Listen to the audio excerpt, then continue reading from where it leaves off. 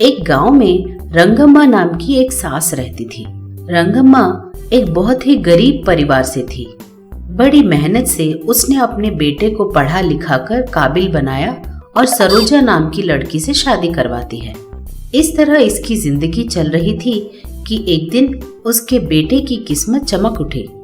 उनके मछलियों के व्यापार को अचानक बहुत मुनाफा हुआ। इसकी वजह से अचानक रंगम्मा की किस्मत बदल गई। आज तक उसने जितने पैसे नहीं देखे थे, अचानक सब उसके झोली में गिर जाते हैं और पैसों को देखकर रंगम्मा खूब घमंडी हो जाती है। एक दिन रंगम्मा के घर उसके पड़ोस की सरला आती है। आकर बोलती है, रंगम्मा, अरे ओ रंगम्मा, जरा शक्कर है तो दोगी क्या? ये सुनकर रंगम्मा बाहर निकलकर बोलती है, अरे अरे, ऐसे कैसे बुलाए जा रही है तू? मेरा नाम कैसे पुकार सकती है? मैं तुझसे बड़ी हूँ, तुझे इतनी भी इज्जत नहीं? मुझे रंगा मैडम करके बुलाओ। इस तरह वो बड़े घमंड से बोलती है। ये बातें सुनकर सरला दंग रह जाती है और रंगम्मा से कहती है, अरे ऐसे क्यों बातें कर रही है रे तू भूल गई बचपन से हम दोनों कितनी अच्छी सहेलियां हैं। मैंने कभी तुझे इस तरह मैडम गीडम करके बुलाया है क्या? आज अचानक ऐसे क्यों बोल रही है तू? सरला इस तरह बोलती है। सरला की बातें सुनकर रंगम्मा हंसते हुए बोलती है, तब की रंगम्मा अलग थी और अब की रंगम्मा कोई और है। उस समय मैं गरीब थी, लेकिन अब मैं एक करोड़पति हूँ। अगर तुझे किसी चीज की जरूरत हो तो मांग लेना, दे दूंगी। इस तरह वो बड़े घमंड करते हुए हंसते हंसते बोलती है। इसका बर्ताव देखकर सरला को बहुत गुस्सा आता है और वो रंगम्मा से कहती है, तुझे तो पैसों के साथ साथ घमंड भी बहुत बढ़ गया है। मुझे तूने काफी खरी खोटी सुनाई है ना, मैं तुझे जरूर सबक सिखाऊंगी। ऐसा बोलते हुए वो वहाँ से चली जाती है। थोड़ी देर बाद मूंगफली बेचते हुए वहाँ एक औरत आती है। आकर वो रंगम्मा को बुलाते हुए कहती है, रंगम्मा जी, अरे ओ रंगम्मा जी, आइए आइए, आपकी मनपसंद मूंगफली बेच रही हूँ, जल्दी आकर जरा बोनी कर दीजिए ना। इस तरह वो बुलाती है। तब रंगम्मा बाहर आकर, अरे रे रे रे, ऐसे क्या चिल्लाए जा रही है रंगम्मा रंगम्मा करके? आज से मुझे रंगम्मा नहीं, रंगम्मा जी करके बुलाइए, समझ गई? और वैसे भी तुझे क्या लगता है अब मैं ये बेकार की मूंगफलियां खाती हूँ? मेरा बेटा मेरे लिए पिज़्ज़ा लेने गया है, अब मेरा लेवल बढ़ गया है। आई बात समझ में? इस तरह रंगम्मा कहती है। रंगम्मा की बात सुनकर मूंगफली वाली बोलती है, अरे मैडम, उसे पिज़्ज़ा नहीं पिज़्ज़ा कहते हैं। थोड़े दिन पहले मेरे पोते ने बताया था। वैसे भी जितना भी पैसे कमा लो, खाते खाना ही है, नोट तो नहीं खाते ना। इस तरह बोलते हुए वो भी वहाँ से चली जाती है। इस तरह रंगम्मा अपनी घमंड की वजह से अपने रिश्तेदार, अपने पुराने दोस्तों सभी को बेइज्जत करती रहती है। ये सब देख रही उसकी बहू सरला बहुत दुखी हो जाती है और जाकर अपने पति गिरी से कहती है, अजी सुनते हैं, एक बार मेरी बात तो सुनिए। आप बुरा न माने तो एक बात बोलूं। आज और कल मैंने आपकी माँ को देखा है, उनके बर्ताव में बहुत बदलाव आ गया है। अमीर बनने के बाद वो आसपास के लोगों से बहुत हार्शली बात कर रही हैं। इस तरह वो अपने पति से कहती है। तब गिरी बोलता है, हाँ सरोजा, तूने सही कहा। मेरी माँ को मूंगफलियाँ बहुत पसंद हैं, लेकिन परसों उसने मुझसे कहा था कि हम लोग अभी अमीर बन गए हैं, ऐसी चीजें नहीं खाते, और मुझसे शहर से पिज्जा मंगवाया, पता है? ऊपर से घर आए सभी मेहमानों के साथ वो बेइज्जती से बात कर रही है। अब मेरी समझ में भी नहीं आ रहा कि मैं क्या करूं। इस तरह वो बोलता है। अपने पति की बातें सुनकर सरोजा कहती है, दुखी मत होइए, मेरे पास एक उपाय है। इस तरह कहती है और अपने आइडिया को अपने पति के कान में बताती है। वो उपाय गिरी को भी बहुत अच्छी लगती है। अगले दिन गिरी अपनी माँ के पास जाकर रोने लगता है। ये देखकर रंगम्मा गिरी से कहती है, क्या बात है बेटा, इस तरह क्यों रो रहे हो, क्या हुआ? इस तरह वो पूछता है। तब गिरी रोते रोते कहता है, क्या बताऊं माँ, हमने जो दवाई मछलियों के लिए छिड़की थी ना, उससे वो लोग बड़े नहीं हुए। उस दवाई की वजह से उनका भला नहीं बुरा हो गया।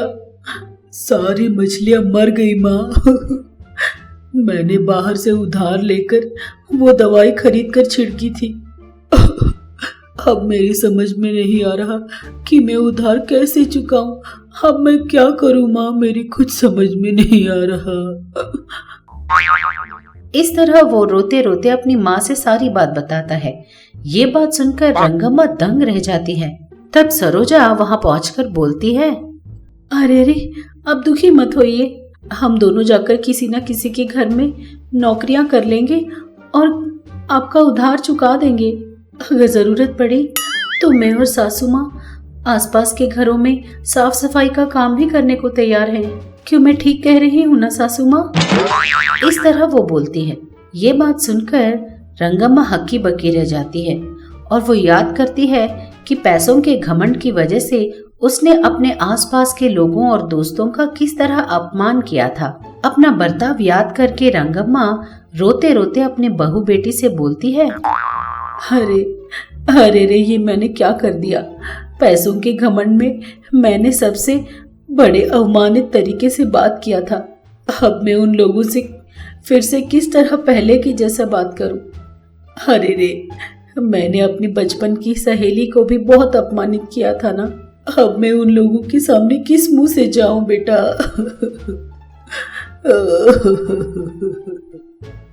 इस तरह वो रोने लगती है। तब सरोजा अपनी सास को चुप कराने के लिए बोलती है, सासू माँ, आप दुखी मत होइए। हमारे पैसे कहीं नहीं गए।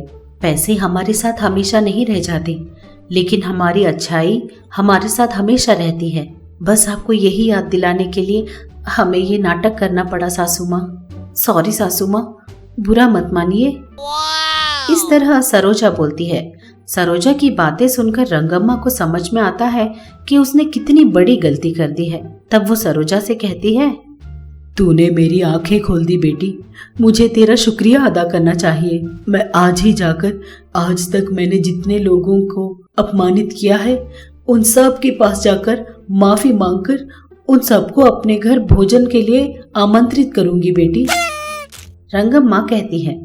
रंगम्मा में आए बदलाव को देखकर सब लोग बहुत खुश हो जाते हैं और जैसा रंगम्मा ने कहा था उसी के मुताबिक वो अपने दोस्तों, आसपास के लोगों और उस मूंगफली बेचने वाली लड़की को भी अपने घर खाना खाने पर बुलाती है और इस तरह फिर से सब लोगों के साथ अच्छा बर्ताव करने लगती है। एक गांव में सरिता और सरोजा नाम की दो सास बहू रहते थे। सरिता बहुत शक्की थी, हर छोटी सी छोटी बात पर शक करती रहती थी। एक दिन उसके घर पड़ोस के घर की वाणी गुलाब जामुन बनाकर लाती है। सरिता को देखकर बोलती है, ये लीजिए आंटी, गुलाब जामुन मैंने आपके लिए ही बनाए हैं। ऐसा बोलते हुए उसके हाथ में रखे गुलाब जामुन सरिता को देने वाली होती है। तब सरिता बोलती है, क्या बात है बेटी, मेरे मांगने से पहले ही तुम मेरे लिए ले आई। तुम्हारे घर में किसी को पसंद नहीं आए हैं क्या? फेंकने के बजाय हमारे घर ले आई हो। उसने कहा। ये बात सुनकर वाणी दंग रह गई और सरिता से बोली, अरे टेस्ट तो बहुत बढ़िया बनी है। मेरे घर में सबको बहुत पसंद आई है, इसीलिए आप लोगों को भी चखाने के लिए लेकर आई थी। उसने कहा। तब सरिता बोलती है, हाँ, अगर टेस्ट अच्छी होती तो तुम्हारे घर के लोग उसे छोड़ देते क्या? हो सकता है ये परसों की बनी है। उसने कहा। ये बात सुनकर वाणी बोलती है, अरे अरे नहीं आंटी, इसे मैंने आज ही बनाया है। ये अभी भी ताजा और टेस्टी है। इस तरह बोलती है। ये सुनकर सरिता का शक और भी बढ़ जाता है और वो वाणी से बोलती है, अच्छा, तो तूने इसे आज ही बनाया और टेस्टी भी बनाया है, फिर भी तू हमारे लिए लेकर आई है। इसका मतलब तूने इसमें कुछ न कुछ मिलाया है ना? सच बता, इसमें तूने पक्का नींद की गोलियां मिलाई है ना? मुझे ये सब पता है। तुम जैसे लोग भोला बनने का नाटक करके खाने की चीजों में नींद की गोलियां मिला देते हो और जब हम लोग इन्हें खाकर बेहोश हो जाते हैं, हमारा पूरा घर चोरी कर लेते हो। इस तरह बोलती है। ये बात सुनते ही वानी को बहुत गुस्सा आती है और वानी इस तरह बोलती है, मैंने सोचा था कि पड़ोस के लोग हो और मीठा खिलाऊंगी इसीलिए लेकर आई थी, और तुम मुझ पर इतना शक कर रही हो। वैसे भी आपको इतनी शक करने की क्या जरूरत है? आपसे मुझे तो बात ही नहीं करनी। मुझे तो सरोजा से बोलना होगा कि तुझे ओल्ड एज होम में डाल दे। ये सब सरोजा की ही गलती है। ऐसा बोलते हुए वहां से चली जाती है। जब वो घर के लिए जा रही होती है तो उसे रास्ते में सरोजा नजर आती है। वाणी सरोजा को पूरी बात बताती है। सारी बात सुनकर सरोजा वाणी से बोलती है, सॉरी वाणी, दरअसल मेरी सास को थोड़ा शक ज्यादा है। उनकी तरफ से मैं तुझसे माफी मांगती हूँ, माफ कर दे। इस तरह बोलती है। तब वाणी बोलती है, अरे वो थोड़ा शक नहीं है, दरअसल उसे पागलपन कहते हैं, पागलपन। वैसे भी इतना ज्यादा शक कोई करता है भला? इस तरह बोलती है। तब सरोजा हंसते हुए बोलती है, तू तो इतनी सी छोटी सी बात से डर गई। एक बार पता है क्या हुआ?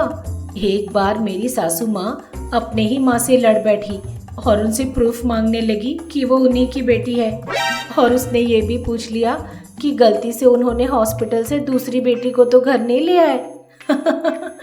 इतनी शकी है मेरी सास। इस तरह बोलते हुए वो हंसने लगी। तब वाणी बोली, चल जो भी है, ये ले गुलाब जामुन। इस तरह गुलाब जामुन उसे देकर चली जाती है। इधर सरिता का शक करने का आदत दिन ब दिन बढ़ते ही जा रहा था। घर आए रिश्तेदारों पर भी वो शक करने लगी और उन्हें बेइज्जत करती रहती थी। इसीलिए लोग उनके घर आना भी बंद कर देते हैं। इस तरह कुछ दिन बीत जाते हैं। एक दिन सरिता टीवी देख रही थी। तभी एक डिलीवरी बॉय सरिता के घर आता है। सरिता को बुलाकर बोलता है, मैडम, आप सरिता ही हो ना मैडम? इस तरह पूछता है। तब सरिता बोलती है, हाँ। एक बात बता, तुझे मेरा नाम कैसे पता? कहीं तो मुझे फॉलो तो नहीं कर रहा? इस तरह सरिता पूछती है। तब डिलीवरी बॉय बोलता है, नहीं नहीं मैडम, आपका घर के एड्रेस में लिखा हुआ था। आपके लिए एक पार्सल आया है, उसी पार्सल को डिलीवरी करने के लिए यहाँ आया हूँ। ऐसा बोलकर वो पार्सल उसको दे देता है। सरिता उस पार्सल को लेकर टेबल पर रखकर उसे शक की निगाहों से देखती ही रहती है और मन में सोचती है, ये क्या हो सकता है? वो कौन आदमी था, बिना पैसे लिए मुझे मुफ्त में पार्सल देकर चला गया? इस तरह वो मन ही मन सोच रही थी। तभी टीवी में एक न्यूज चैनल में कुछ न्यूज आती है। उसमें रिपोर्टर बोलती है, इस देश के नागरिकों, सावधान रहो। हमारे आसपास के लोगों पर इतनी आसानी से विश्वास मत करो। कोई भी किसी भी काम को मुफ्त में नहीं करता, उसमें जरूर कोई ना कोई गड़बड़ होती है। सावधान रहिए। अगर कोई आपको कोई बॉक्स देता है तो उसे मत लीजिए, क्योंकि उसमें एक बॉम्ब भी हो सकता है, वो किसी भी वक्त फट सकता है। ये बात सुनकर सरिता और भी डर जाती है तो उसे ले जाकर एक नदी में फेंक आती है। थोड़ी देर बाद सरोजा घर पहुंचती है। सरोजा घर आते ही अपनी सास सरिता से बोलती है, सासू माँ, मैंने आपके लिए एक पट्टू साड़ी खरीदी थी। आप उसे लेने के लिए मना मत कीजिएगा। कल त्योहार का दिन है ना। वो साड़ी बहुत ही महंगी साड़ी है। अगर वो साड़ी आप पहनेंगी ना तो बहुत खूबसूरत लगेंगी। इस तरह वो बड़ी खुशी खुशी से बोलती है। सारी बात सुनकर सरिता बोलती है, अरे बेटा, मेरे लिए ये सब क्यों? इस तरह बोलती है। तब सरोजा सरिता से बोलती है, सासू माँ, आप मना मत कीजिएगा। अपने लिए ना सही, हमारे लिए तो आपको उसे लेना ही होगा। वो सब तो ठीक है, अभी तक उसका पार्सल तो घर आ जाना चाहिए था। अभी तक आया नहीं क्या सासू माँ? इस तरह पूछती है। ये सुनते ही सरिता को समझ में आ जाता है कि उस डब्बे में बॉम्ब नहीं, पट्टू की साड़ी थी। सारी बात अपनी बहू को बताकर वो दुखी होती है। अरे रे, मैंने अपने शक की वजह से इतनी अच्छी साड़ी को पानी में डाल दिया। ये मैंने क्या कर दिया? इस तरह बोलकर वो दुखी होने लगी। तब सरोजा सरिता से बोलती है, इसीलिए सासू माँ, हर चीज का कोई ना कोई लिमिट होना चाहिए। शक हो या विश्वास हो, अगर दोनों में कोई भी चीज ज्यादा हो गई, हमें ही इस तरह भुगतना पड़ेगा। इस तरह बोलती है। इस तरह सरिता को अपने ज्यादा शक करने की आदत की वजह से आज उसे बहुत अच्छा सबक सीखने को मिला।